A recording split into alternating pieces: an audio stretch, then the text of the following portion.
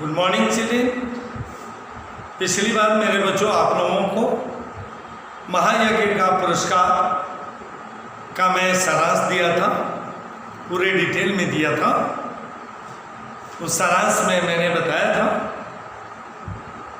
कि निस्वार्थ भाव से बिना किसी स्वार्थ के लालच के किए गए कार्य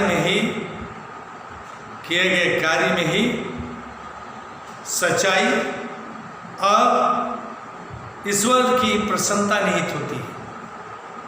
स्वार्थ में डूबकर किया गया कोई भी अच्छा से अच्छा कार्य, बड़ा से बड़ा कार्य, उसका कोई फल नहीं मिलता मेरे बच्चों। सबसे बड़ी बात, कर्म और कर्तव्य में अंतर होता है। कर्तव्य को हमें निभाना चाहिए, कर्तव्य को निभाना चाहिए। कर्तव्य का कोई मोल नहीं होता। कर्म करते रहो, गीता में भी उपदेश है, कर्मण्येव अधिकारस्ते माम फलेषु कदाचन। कर्म करते रहो, फल की इच्छा ईश्वर पर छोड़ दो। जैसे सेठ ने खुद भूखे रहकर एक मरणासन मर रहे कुत्ते को अपने हिस्से की 4 रोटियां खिलाई और उसके जीवन को बचाया। ये उसका कर्तव्य था। उसके इसी कर्तव्य को धन्ना सेठ की पत्नी ने करना चाहा, लेकिन सेठ कष्ट में था, भूखों मर रहा था उसका परिवार और उसकी पत्नी, लेकिन उस कर्तव्य को नहीं बेचा। परिणाम ये हुआ, अंत में उसे अपने ही घर में अतुल अपार धन दौलत का छिपा हुआ खजाना मिला, जो उसके निस्वार्थ भाव के कार्य का फल था। मेरे बच्चों, वही कहानी को लेकर आज मैं व्याख्या करने उपस्थित हुआ हूँ। ध्यान से सुनना। एक धनी सेठ थे, एक बहुत ही धनी सेठ थे, अत्यंत विनम्र, उदार और धर्मपरायण। विनम्र, पोलाइट, उदार मीन्स दयालु, काइंड हार्टेड। धर्मपरायण मीन्स धर्म के रास्ते पर चले, बहुत ही विनम्र, दयालु और धर्मपरायण इतने कि उनके यहाँ से देखो, यहाँ धर्मपरायण इतने कि कोई भी साधु संत उनके द्वार से निराश नहीं होता, सबको इच्छा को पूरा करते, भरपेट भोजन पाता, भंडार का द्वार सबके लिए खुला था। जितना अनाज का भंडार था सबको अनाज में से बांटते रहते थे, धन दौलत देते रहते थे। जो हाथ पसारे वही पाए। सेठ ने बहुत यज्ञ किए थे अपने जीवन में, है ना। दान में न जाने कितना धन दान कर दिया था, दिन दुखियों में बांट दिया था। लेकिन मेरे बच्चों, सब दिन होता रहे एक समान, सब दिन एक समान नहीं। इतने बड़े दानी सेठ को भी एक दिन बुरा दिन देखना पड़ा। क्या हुआ मेरे बच्चों? सब दिन होता रहे एक समान। लेखक ने कहा है, सभी दिन एक समान नहीं होते। आज दुख है तो कल सुख भी आएगा, आज सुख है तो कल दुख भी आएगा। वही हाल हुआ सेठ के जीवन में।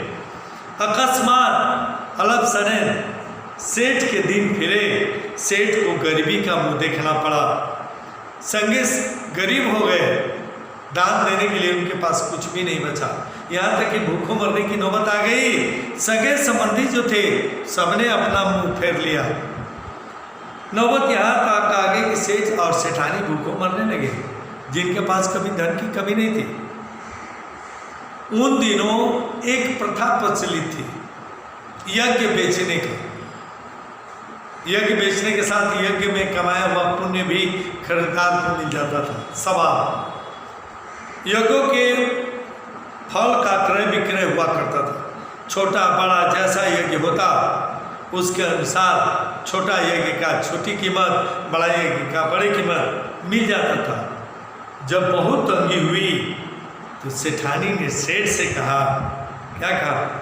सुनते हैं, न हो तो अपना कोई एक यज्ञ जाकर बेच दीजिए, कुछ पैसे तो मिलेंगे जिससे हम लोगों का गुजारा होगा। कोई मांगने आएगा उसकी भी हम मदद कर देंगे। उन दिनों लिसन सुनकर, यज्ञ बेचने की बात सुनकर सेठ पहले बहुत दुखी हुए, पर बाद में अपनी तंगी का विचार कर यज्ञ बेचने के लिए तैयार हो गए। सेठ के यहाँ से 10-12 कोस की दूरी पर, 3 किलोमीटर का एक कोस होता है मेरे बच्चों, 10-12 कोस की दूरी पर अर्थात 35-36 किलोमीटर की दूरी पर एक कुंदनपुर गांव था। कहानी में दिखाए थे मेरे बच्चों। वहाँ एक सेठ रहते थे, धन्ना सेठ, इनसे भी बड़े वहाँ रहते थे। उनकी पत्नी थी। लोगों का मानना था कि उनकी पत्नी को कोई दैवी शक्ति प्राप्त है जो भविष्य जान लेती है, फ्यूचर, है ना। कुंदनपुर नाम का एक नगर था जिसमें बहुत बड़े सेठ रहते थे। लोग उन्हें धन्ना सेठ कहते थे। यह अफवाह थी कि सेठानी को कोई दैवी शक्ति प्राप्त है। वास्तव में सेठानी घर में थी, तभी तो सेठ द्वारा भूखे कुत्ते को जीवित करने वाली घटना वो घर बैठे ही देख ली थी, जिससे वह तीनों लोगों की बात जान लेती थी। धन की उनके पास कोई कमी न थी। विपदग्रस्त सेठ जी उन्हीं के हाथ अपना एक यज्ञ बेचने का निर्णय किया। दूर मंजिल थी, मंजिल टारगेट दूर था, कुंदनपुर दूर था, 10-12 कोस अर्थात 35-36 किलोमीटर। रास्ते में खाने के लिए कोई सामान नहीं था, कई समस्या थी। तब सेठ की पत्नी सेठानी ने पड़ोस से कुछ आटा मांग लिया, आटा, और उस आटे से 4 मोटी मोटी रोटियां बनाई। देखो यहाँ सेठानी जैसे तैसे पड़ोस से थोड़ा आटा मांग लाई और रास्ते के लिए 4 मोटी मोटी रोटियां बनाए और उसको पोटली में बांध कर सेठ को दे दी। जाइए रास्ते में खा लीजिए। सेठ बड़े तड़के अर्ली इन द मॉर्निंग उठे और कुंदनपुर की ओर चल दिए। गर्मी के दिन थे। सेठ ने सोचा सूरज माथे पर आते आते, दोपहर होते होते, 12 नून होते होते आधे से अधिक दूरी तय कर लेंगे, आराम से शाम होते होते कुंदनपुर पहुंच जाएंगे। और वास्तव में हुआ भी ऐसा, है ना। सूरज निकलना तब तक मैं जितना रास्ता पार करूँ उतना ही अच्छा, यह सोच कर वे खूब तेज चले। लेकिन आधा रास्ता पार करते करते धूप इतनी तेज हो गई कि उनको चलने में कष्ट होने लगा। भूख भी लग गई थी, प्यास भी लग गई थी, थक भी गए थे, धूप भी तेज हो गई थी। अब खाना खाना, पानी पीना, थोड़े आराम करना उनके लिए जरूरी हो गई। पसीने से उसकी सारी देह भीग गई। सामने वृक्षों का झुरमुट, वृक्षों का कुछ कई एक पेड़ समूह था, जहाँ एक कुआं था। सेठ वहीं झुरमुट देखकर वहीं रुक गए, है ना। सेठ ने विचार किया कि यहाँ थोड़ी देर रुक कर भोजन कर लेंगे, पानी पी लेंगे, तब थोड़ा धूप कम होगी तो कुंदनपुर के लिए चल देंगे। उन्होंने लिसन पोटली से लोटा और डोर निकाली, पानी खींचा कुएं से, हाथ पैर धोए, फिर एक लोटा पानी निकाला, पोटली खोली। जो ही खाने के लिए तैयार हुए कि कुछ हाथ की दूरी पर एक मरणासन मर रहे कुत्ते को उन्होंने देखा, जिसको देखने से ही पता चलता था कई दिनों से उसे भोजन नहीं मिला है, और यदि और भोजन नहीं मिला तो मर जाएगा। देखें यहाँ, उसके बाद एक लोटा पानी ले हुए पेड़ के नीचे आ बैठे और खाने के लिए रोटियां निकालकर तोड़ने ही वाले थे कि निकट ही कोई हाथ भर की दूरी पर, एक हाथ की दूरी पर एक कुत्ता पड़ा छटपटा रहा था। बेचारे का पेट कमर से लग गया था। सेठ को रोटी खोलते देख वो बार बार गर्दन उठाता, लेकिन कमजोरी के कारण उसकी गर्दन गिर जाती। यह देख सेठ के हृदय में दया भर आई। बेचारे को कई दिन से खाना नहीं मिला दिखता, तभी तो उसकी यह हालत हो गई है। कुत्ता भूखा तो था ही। लिसन, सेठ ने एक रोटी उठाई और उसके छोटे छोटे, क्योंकि खाने की भी ताकत नहीं थी, छोटे छोटे टुकड़े करके कुत्ते के सामने डाल दी। क्यों? सोचा सेठ ने कुत्ते में जान आ जाएगी, कुत्ते की प्राण की रक्षा हो जाएगी। कुत्ता भूखा तो था ही, धीरे धीरे सारी रोटी, एक रोटी खा गया। अब उसके शरीर में थोड़ी सी जान आती दिखाई दी। वो मुंह उठाकर सेठ की ओर देखने लगा। उसकी आंखों में कृतज्ञता थी, मानो वो सेठ को धन्यवाद कर रहा हो और ये भी कर रहा हो कि अभी मेरे में जान नहीं है, कुछ और दे दो, कुछ और खिला दो। सेठ ने सोचा एक और रोटी इसे खिला देते हैं, तब ये चलने फिरने लायक हो जाएगा। Then he will be able to walk. तब ये थोड़ा चलने लगे। यह सोचकर सेठ ने एक और रोटी तोड़ तोड़ करके उसे खिला दी। 2 रोटियां खाने के बाद कुत्ते के शरीर में थोड़ी सी ताकत आ गई। वह खिसकता हुआ, अभी खड़ा होने की बात दूर रही, खिसकता हुआ सेठ के पास आ गया। सेठ ने देखा अभी भी वो अच्छी तरह से चल नहीं पा रहा था।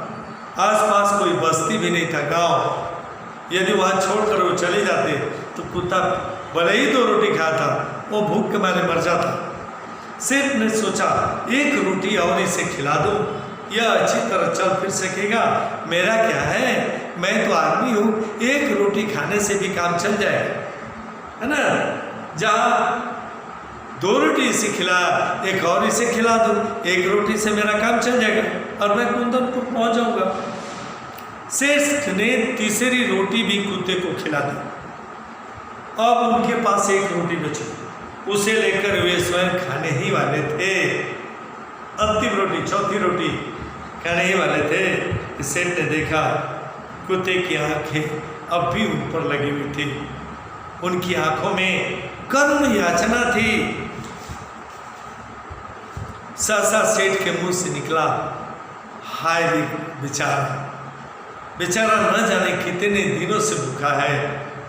उनके मन में आया मेरा काम तो पानी से पीने से भी चल जाएगा, किंतु यह बेचारा मुख किसी से भोजन भी नहीं मांग पाएगा ना।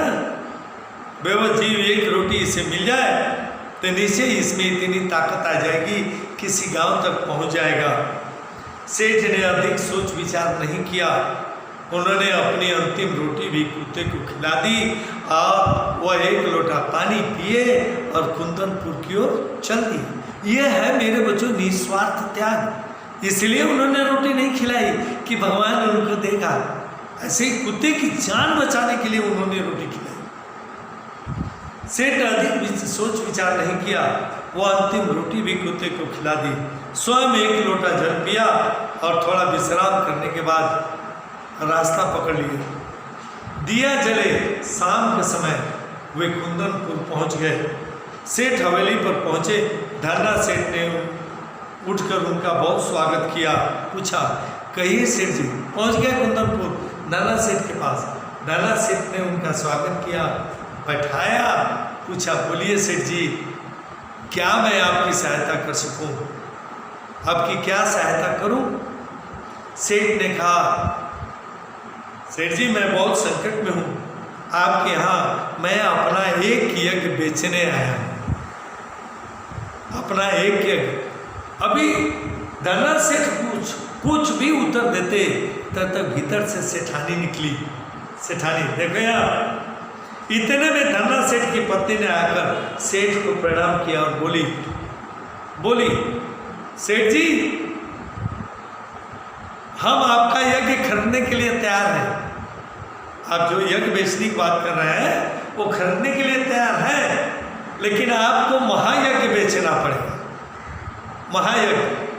महायज्ञ सेठानी की नज़र में जो भूखे कुत्ते को उन्होंने खिलाया था वो यज्ञ नहीं था, लेकिन सेठानी की नज़र में वो महायज्ञ थे, जबकि सेठ की नज़र में वो तो कर्तव्य था। पर आपको अपना महायज्ञ बेचना होगा। महायज्ञ सेठ के समझ में नहीं है। सेठ ने आश्चर्य से कहा, हाँ वही महायज्ञ जो आज आपने किया। आज? सेठ सोचो, अरे बाबा मैं कई सालों से कोई यज्ञ नहीं किया और आप महायज्ञ करने की बात करती हैं, वो भी आज तो मैंने कोई यज्ञ किया ही नहीं। महायज्ञ की तो बात दूर रही, आप लोग मेरा यज्ञ खरीदना चाहते हैं या नहीं? हाँ, सेठ ने सच महायज्ञ, और वो भी आज। वे समझे उनका मजाक उड़ाया जा रहा है। विनम्र भाव से बोले, आप आज की कहती हैं, मैंने तो वर्षों से लास्ट मेनी ईयर्स मैंने कोई यज्ञ नहीं किया, मेरी स्थिति ऐसी नहीं थी। धना सेठ की पत्नी ने गंभीर भाव से कहा, नहीं सेठ जी, आज आपने भारी यज्ञ किया है, महाराज उसे बेचोगे तो हम खरीद लेंगे, नहीं तो नहीं। सेठ विस्मित विमोड़ हो गए। उन्हें निश्चय हो गया कि ये लोग मेरा यज्ञ खरीदना नहीं चाहते, इसलिए ऐसी बातें की जा रही है। क्या सोचते हो सेठ, बोलो राजी हो? धना सेठ की पत्नी ने पूछा। सेठ ने खिन्न होकर कहा, सेठानी जी हंसी छोड़िए, काम की बात कीजिए, वर्षों से मैंने कोई यज्ञ नहीं किया, आप आज की बात करती है।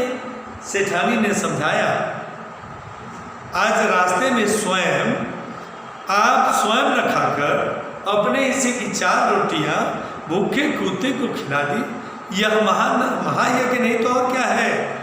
यज्ञ कमाने, याद रखो, यज्ञ कमाने की इच्छा से धन दौलत लुटाकर किया गया यज्ञ सच्चा यज्ञ नहीं।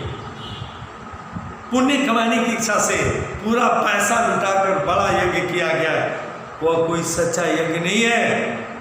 तो कौन सा सच्चा यज्ञ है मेरे बच्चों? निस्वार्थ भाव से, without thinking about any profit, बिना लाभ की बात सोचे यदि आपको यज्ञ किए, वही सच्चा यज्ञ है, महायज्ञ है ना। निस्वार्थ भाव से किया गया कर्म ही सच्चा यज्ञ और महायज्ञ। क्या आप उस बेचने के लिए तैयार हैं? सेठ मानो आसमान से गिरे।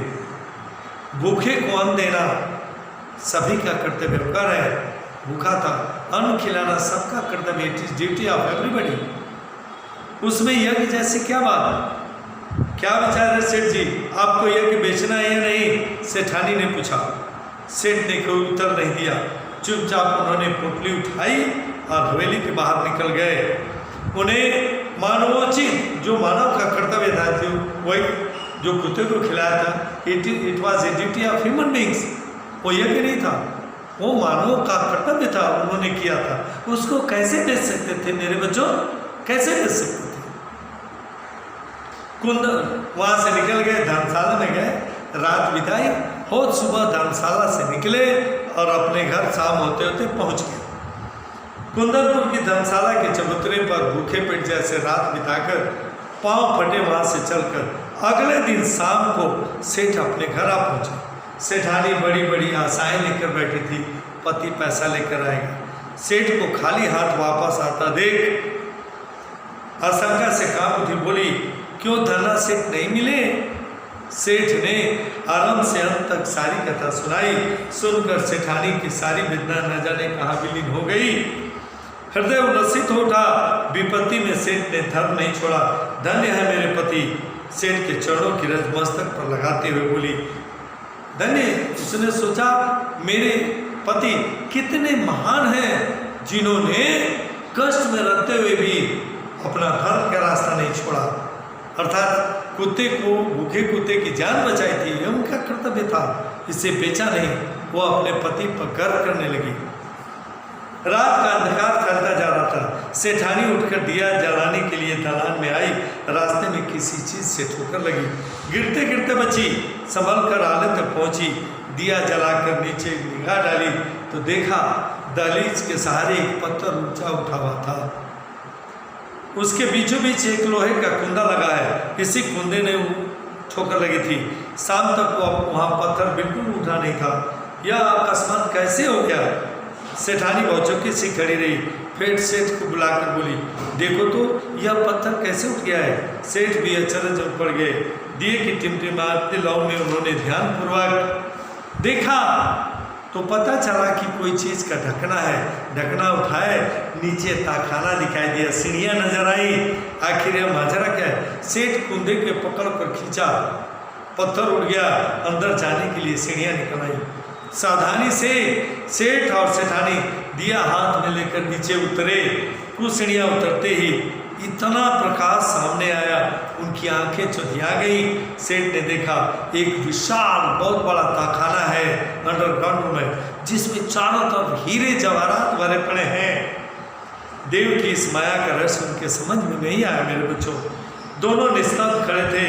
तभी उनके कानों में अदृश्य एक स्पष्ट स्वर सुनाई पड़ा, ओ सेठ, तुम भूखे रहकर अपना कर्तव्य का कर्तव्य मानकर प्रसन्न मन से एक भूखे को, मर रहे कुत्ते को तूने अपने हिस्से की रोटियां खिलाकर उसकी जान बचाई, उसी महायज्ञ का तुम्हें ये पुरस्कार मिल रहा है ना? उसी का यह महायज्ञ का पुरस्कार है। सेठ और सेठानी उस दिव्य वाणी को सुनकर कट कट हुए, वही धरती पर माथा टेकर दोनों ने भगवान को धन्यवाद किया, बहुत खुश हुए। मेरे बच्चों, यही पुण्य का काम है। अगले पीरियड में मैं क्वेश्चन आंसर लेकर उपस्थित होऊंगा। तब तक के लिए मेरे बच्चों धन्यवाद। आप सभी सुरक्षित रहें, प्रसन्न रहें, माता पिता की सेवा करते रहें। 1 सेकेंड मेरे बच्चों, थैंक्स।